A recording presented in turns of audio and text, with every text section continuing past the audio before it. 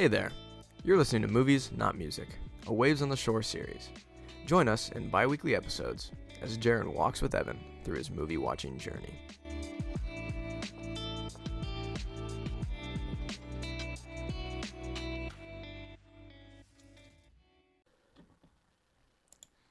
Jaron, what are we talking about this episode? Are we talking about music? We're talking about a man who is... That was not... No. You were supposed to We're talking about a man... No, a we're man talking who's... about movies, not music. Ha, funny intro, Evan. Unfortunately, Evan, I'm a loose cannon. I'm a co-host has a coconut for a brain. Evan, what you don't realize is that I'm a loose cannon. I am a maverick. exactly. I'm a trailblazer. I am a disruptor. It has come full circle, Evan. I'm a disruptor. That's what this entire movie was about, Evan. Evan, what movie were we talking about today? Are we talking about? Are you lost? Do you not understand what I'm referencing? The Lion King. I hate you. What movie? We're talking about a little thing called Glass Onion, a Knives Out mystery. So, if you don't know, earlier this year we talked about Knives Out, which is a movie from 2019, Daniel Craig mystery movie that seemed to do pretty well, right? Mm-hmm. I'm pretty sure it did really well. It did pretty well financially, and it was also received well critically. It did good enough that it made its way to me somehow, and that I watched it on my own will. And we talked about that, and then they dropped... I forget, how did you end up... It was a TikTok. And it was it because of Daniel Craig? You were like, oh, I know that guy. A combination of that and the plot actually sounded really interesting. Okay. So Knives Out was a very interesting murder mystery, really cool to watch. Told the movie almost it felt like a board game to me, the way all the pieces fell together. And they're following... It's supposed to... I mean, it's supposed movies to... like that are like, you know, the Game of Clue is literally a murder mystery with all these like rich people and like they're all horrible people. That's what Knives Out is. Yeah. Yeah. And so I love that aspect to it. And they're back again now with a follow-up called Glass Onion, which has Among Us in it. That's right. Among Us is in the movie. And Benoit Blanc is gay. He's gay of all time. And he's playing Among Us. Is Benoit Blanc What gay? more could you ask for? He is. He's got a husband, or at least a boy lover. That sounded horrible. I didn't know that. Well, there's the part where we might as well just... I guess this movie is relatively new, so we'll just say spoilers.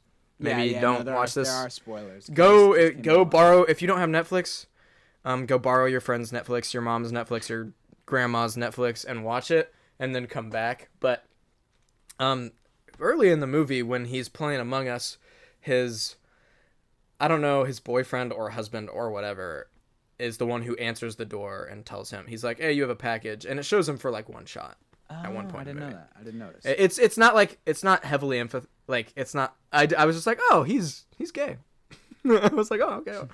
Which is fine. You do you. You do you, boo. But anyways, the movie itself, do you have a synopsis you want to read to kind of give an overview? I thought you had that. But, I thought you had but basically, I will just say this. This is off the top of the dome. Jaron's spitting right now. The synopsis is... You say warning. You know it's not going to be good now. No, this is going to be streamlined. Benoit Blanc is...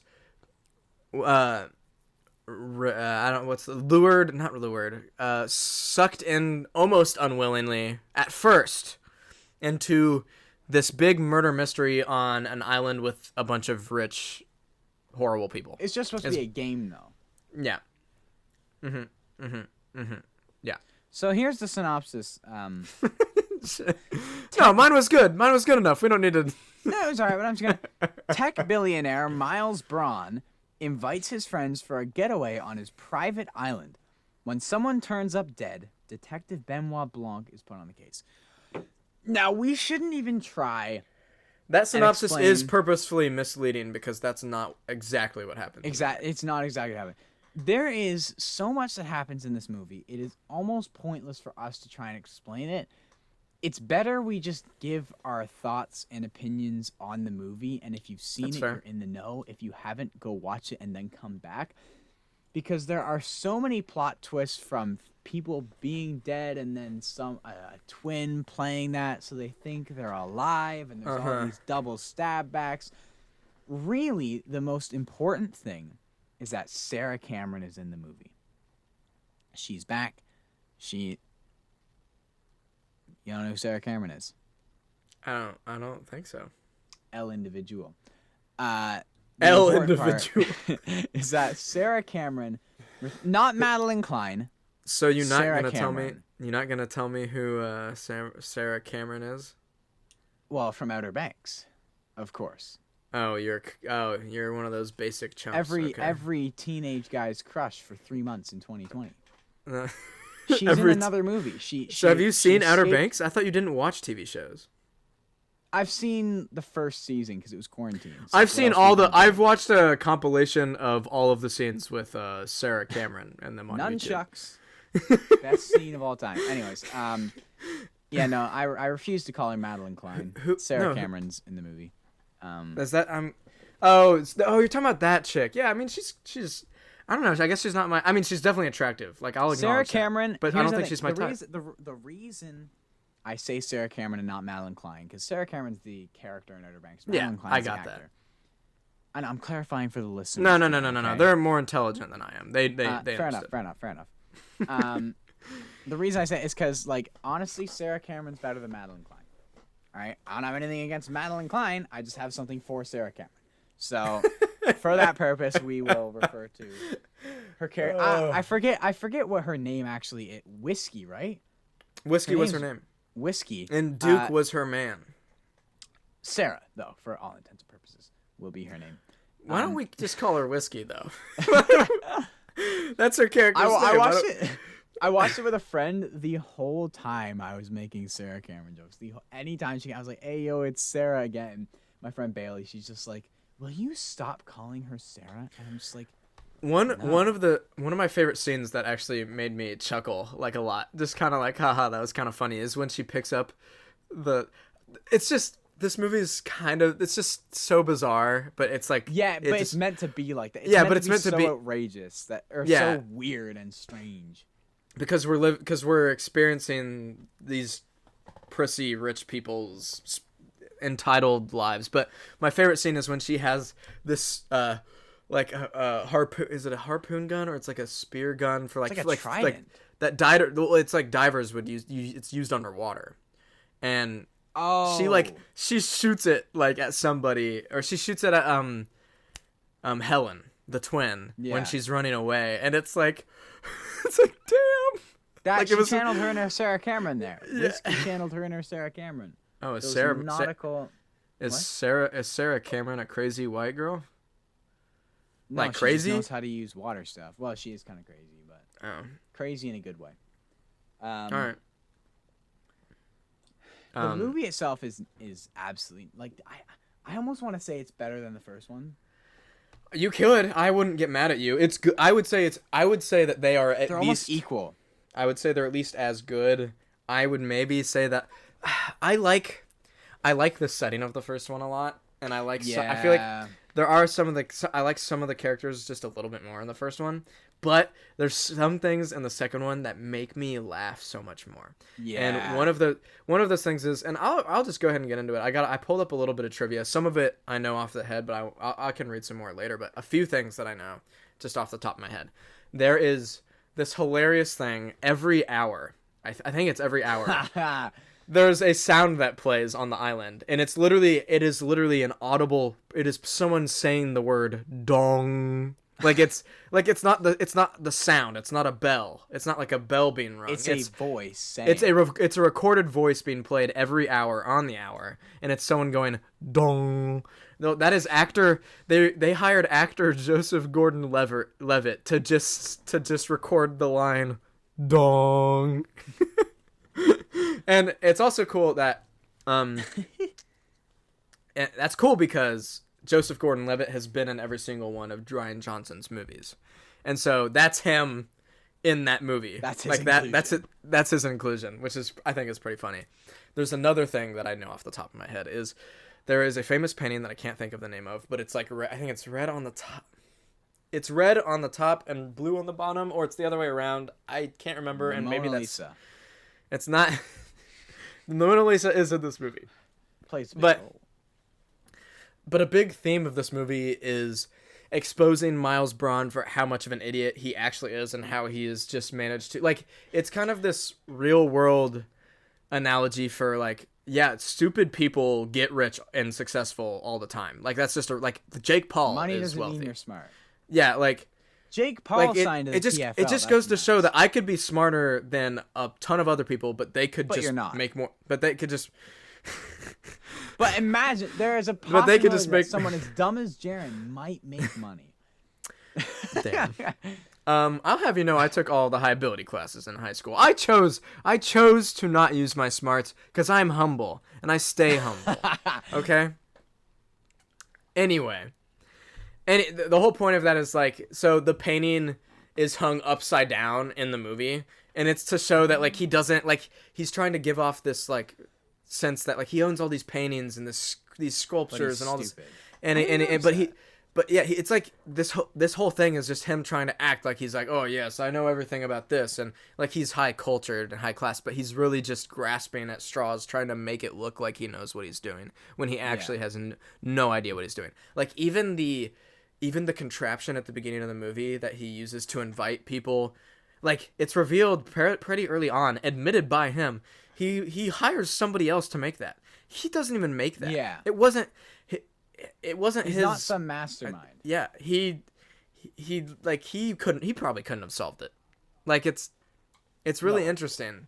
I like that it kind of, it's this movie about idiots, basically. Like, but idiocy. At the same time, like, the problem is everyone's in a way not necessarily indebted, but Miles Braun, the rich guy, is they're leeches. The only reason they survive is and he uses them. They need him, and so he uses them, and so the whole movie is this thing of trust and people betraying, but also they find it hard to betray Miles Braun because their whole careers are built around him. Yeah. Well, he uses It's a really interesting dynamic. They need him for basically money and for, he can get them things that they might need. He can hook them up with certain people or, like, certain opportunities or whatever. And in return, if he needs something from them, he does that. We see that a lot, especially with, like, Duke he's trying to, like, bump his streaming numbers up or whatever. Yeah. And Duke and Miles is like, yeah, I'm going to do that. And then obviously we see how that plays out. But, 'cause he kills him. But the murder doesn't actually happen until, like, halfway through the movie. Or maybe it's like a third of the way. No, more than that. Are you sure? Well, the thing is, the murder happens. You know what? The murder happens, but then there's a significant portion of the movie that gives us a ton of context. So it's like we're almost watch it twice in a way. You do watch it twice. You watch it the first time, and then you watch it with context, which is you see another so perspective. Cool. Yeah, it is cool. So cool. And we see that Miles Braun did poison Helen's sister. Yep. And Duke was the one. Duke was the one that saw him, I think, right, on the way to Helen's house, because everybody else got hit. He almost got hit by by Braun leaving. It's cool how that all worked out, but it's an interesting one.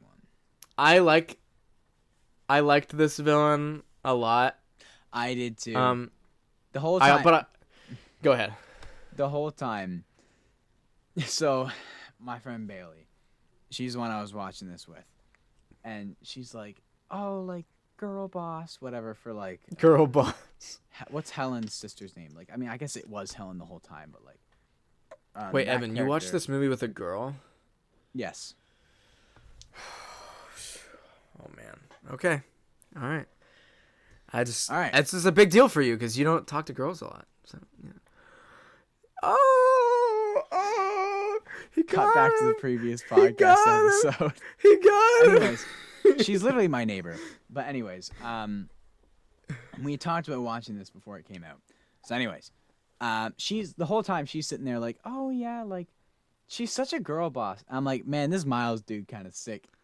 She's just like, no, he's just a rich asshole. And I'm like, yeah, this Miles dude kind of sick. Yeah. I'm like, Yeah, but he's look at hot, him just though. chilling. Look at him just chilling on his island and all that stuff. And she's like, look at all the like girl boss stuff this character's doing. And I'm like, hey, Sarah Cameron's in this scene. And she's just like, I can't with you. It's probably the most Evan movie experience I could have. The most clueless, like, uneducated movie experience she's ever had. Another one of my favorite things about every time in the background when they're in that main area with all like the glass sculptures and stuff, there's a painting that's kind of front and center on the back wall, and it's Miles Braun without a shirt on, and he has he has like this shredded six pack, and like no one ever acknowledges it, but every time it's on the screen, it's there, and I can't help but look at it, and I'm like, this man did that, like like you really did that. Yeah, he did that. Oh man, wow. Another thing that, I mean, I've already touched on it a little bit. I just like how much it shows us how all these people rely on Miles. Yeah, it's such an interesting social pyramid thing. Yeah, because in we'll call it the first, I guess it would be the first act, before they give us all the context. Because the first act is the first set of, it's establishing everything. And then the second act kind of takes us back in time, shows us that Benoit Blanc and Helen as actually the one that gave Benoit Blanc the invitation that she received. And that's who the anonymous invitation person was. And then the third act is like, it's the resolution. We're back into the present. Everything from here on out is like, we know what has been going on. It's time to figure out like how this is going to end, like that kind of thing. And then some of my favorite stuff was seeing like how some of them would make certain decisions just because of their reliance on Braun, specifically Duke, because in that first act you see him catching Whiskey and Braun together having sex, and at first you're like, oh shoot, Braun's just taking this dude's woman. Like then in that second, later in the movie, it's revealed that no, he's not mad at him. He wants Whiskey to do that because Whiskey's trying to convince Braun for Duke to help him with his help him with like a Twitch deal or whatever, so that Duke can further his career. So Duke wants this to happen. And then you also find out that Whiskey doesn't really like Duke or any of them that much, like at all. She's just using like a Freebird. She's using all of them because she's trying to kind of build her own platform and like last long enough and get successful enough in her own right so that she can eventually break away from Duke and become her own kind of person. Yeah. And I thought that was kind of interesting. I wasn't really expecting that. I thought she was just going to be some dumb blonde chick who just That's what I thought too. Yeah. So I thought that was kind of cool. Yeah, female empowerment. You go, girl. Girl boss. Does your friend listen to the podcast? 100% not. Does she know it exists? I don't think so. Evan, how are you gonna... Never mind. I won't go there. How am I going to impress the ladies without showing them my podcast on YouTube? I mean, that's how I start all my conversations. I'll be like, do you know I have a podcast? You know, I have a podcast. No, that doesn't happen. In case you're wondering. No, actually, like... in reality, how it usually happens is I've known them for like forever, and we've had a podcast for basically 2 years at this point, and they'll be like, "You never told me you had a podcast," and I'll be like, "Look, I'm just living my life. It's not my fault that you don't follow me on Instagram or whatever." Yeah. Like I'm not gonna tell you. I'm not just gonna take every moment of my life to tell you, but. Oh wait, this one person from grade 10 that I had math with. Gotta tell her what's up. Mm-hmm. Be that guy that just promotes their stuff and everybody else's like pages. Just be like, "Hey, I'm just up and comer." You know, like, no, that would be cringy. Trivia? Yeah, I can hit us with a little bit more. One of my favorite ones was that painting one. I just think it's hilarious that like Like, he's so dumb to notice that, like, his painting is upside down. Like, he thinks it's right. I just think that's hilarious.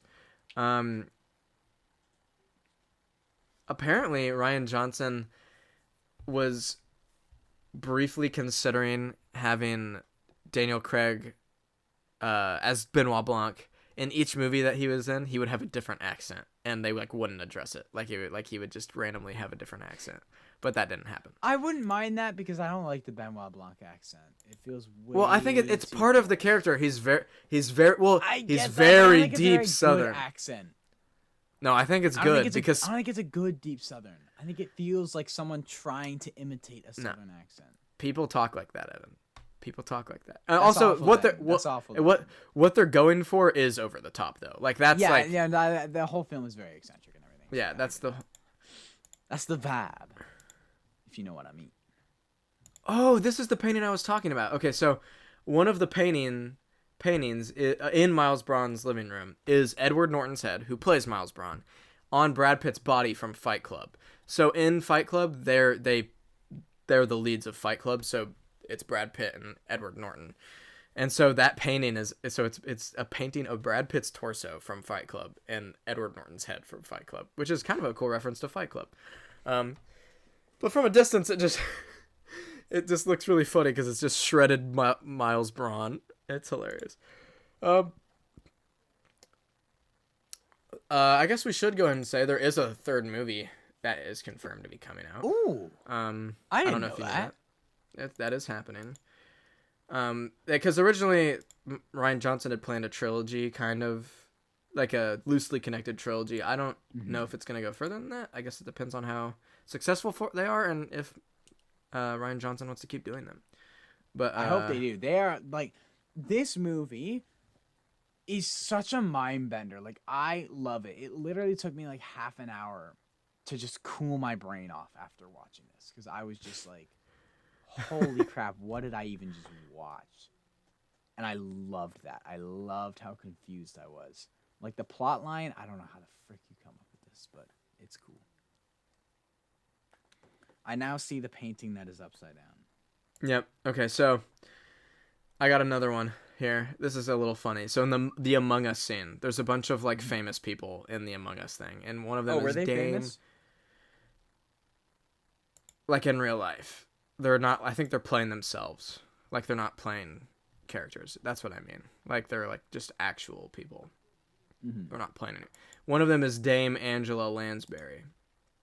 And she's like very old. And she didn't know how to play Among Us. So the director was like trying to describe how the game works to her. And she was like, you know what? Just tell me the lines. Yeah. She's Why would really you even try with an old lady? No, she's a really old actress and producer. Like, she's like, that is that seems she's like so funny though. Like, when she's like 90, she's 97. Jeez, yeah. Like that scene when it's this old lady going, "I saw you vent," and it's just like, oh my gosh, that's incredible. I love it.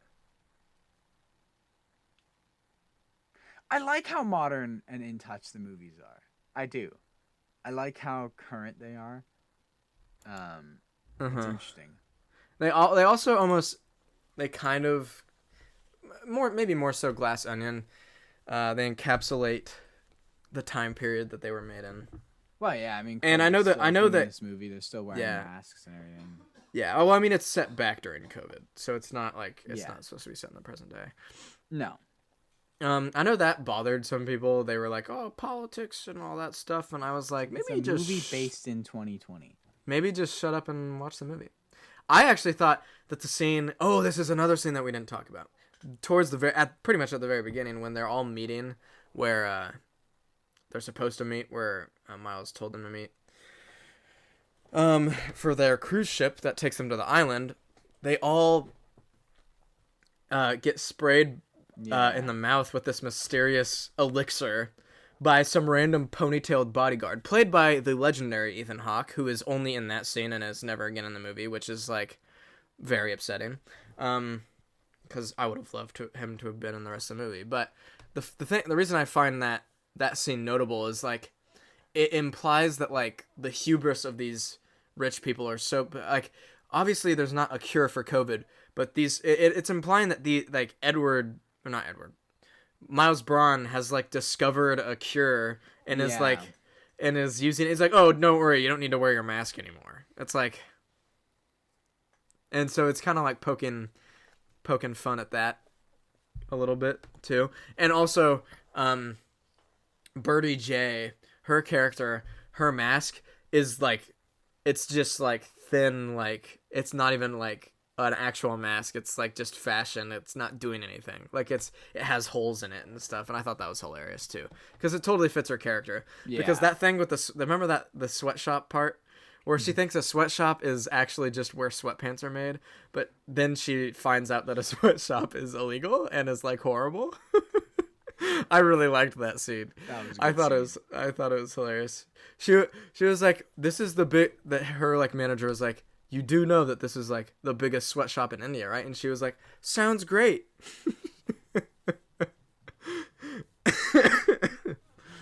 That's a dumb white girl moment. Dumb blonde white girl moment.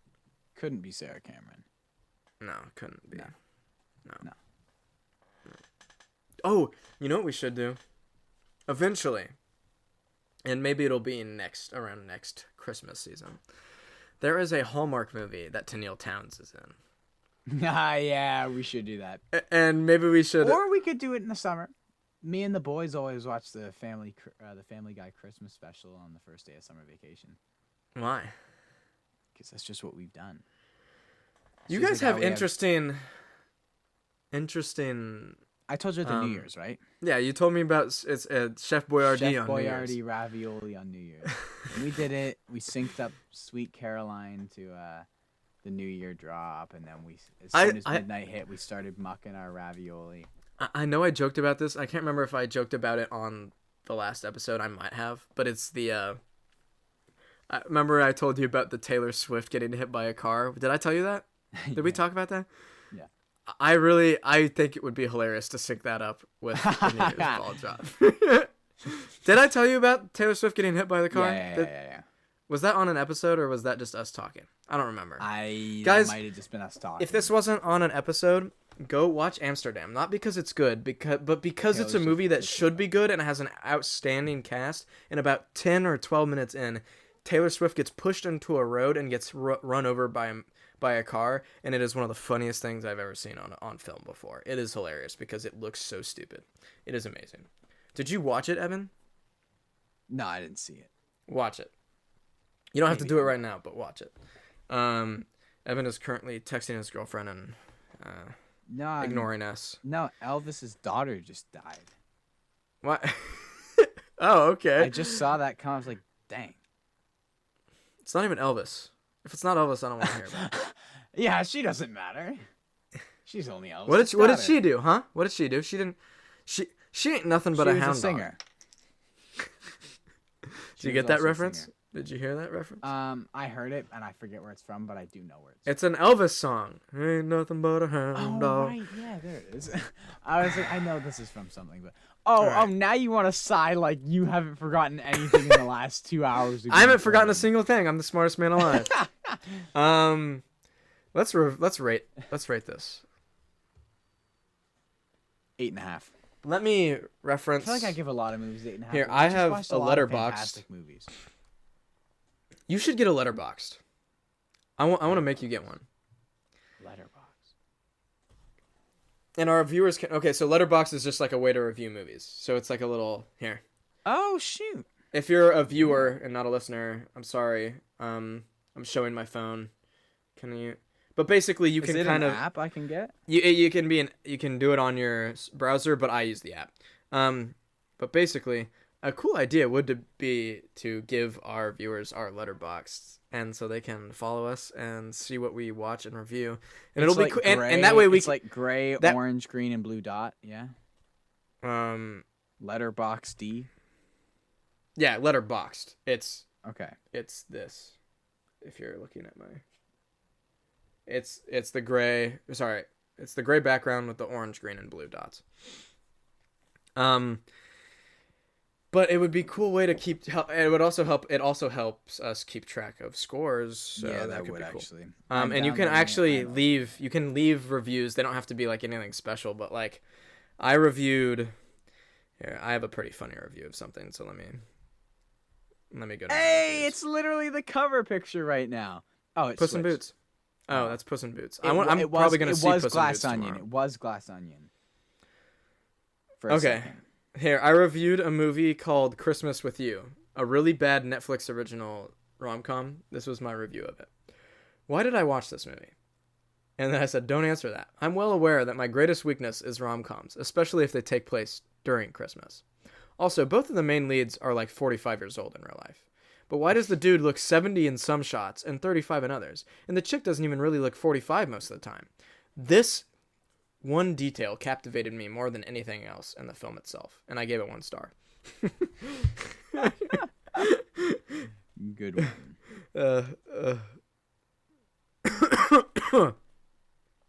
Yeah, half my reviews aren't even me reviewing the film. It's me just like noticing things. Like in this one, this is a rom-com with Emma Roberts in it, and I said Emma Roberts seems to play the same character in every film I've ever seen her in. But to be fair, I've only seen her in rom-coms, so there's that. I enjoy her enough. She has a lot of charm, but it'd be cool to see her take on a different kind of role eventually.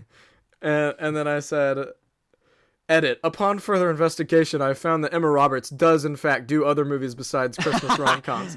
I've just never seen a single one, so maybe I'll see a different side of her eventually. But a part of me likes the idea of only watching her in Christmas rom-coms and refusing to watch anything else. Oh my gosh, that's incredible. I think... You want to guess what my review of Glass Onion was? What? I said Benoit Blanc. How about Benoit Cock? Oh my! All right, and I gave it 4 out of 5 stars. So I guess that would be an 8 out of 10. I'm on. It only has a 3.7. Oh my gosh, bro. That's out of 5.